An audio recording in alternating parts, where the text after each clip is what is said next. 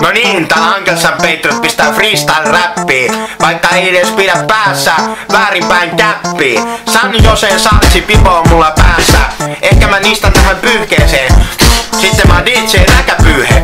Frontside Ollie, ei se ole Westside, ei se ole Eastside eikä toi Darkside. Se on uusi side, katso Frontside Ollie on tämän sidein nimi. Ja se ei ole mikään järveä uppoava kivi.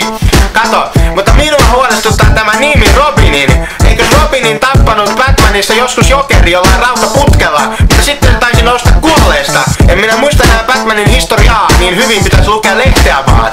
Mutta Robin, varo kissanaisia, sillä pikkulinnut voivat joutua salliksi, syödyksi, sillä Korso on villisti gangsta vaikka. Jou, pistä 13-vuotiaana hyvää biittiin, että voit kävellä ylpeänä pitkin striittiin. Kato, sulla on faneja paljon monenlaisia, toivottavasti ei ole mitään likaisia kaneja. Mä oon hyvää porukkaa, joka sulle tautia levitä. Mä saat pistää kunnolla ilman musiikkia. Suomen Piiperi, en tiedä oletko, vai minkälainen olet?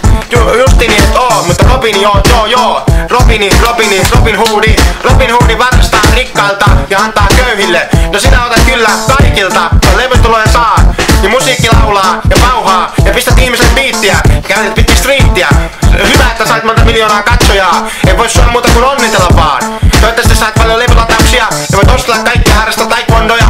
Huda, Hadouken. Ja se muita liikkeitä voit harrastaa ja siinä vetää musiikkia vaan. Toivottavasti ura sulle aukeaa hyvin ja sillä on sulle tili jyvin. Saat hyvää syödä ja leipää, maukasta suuhun keittää. Syö muista aamulla myös puuroa, että voit hyvin, että voi pitää puhelimen luuria. Että voit antaa hyviä haastatteluja. Muistetaan menevä Rontsia Ollia, että skeittilauta menee kato näin. Heittää voltin aina näin. Fiu, freestyle!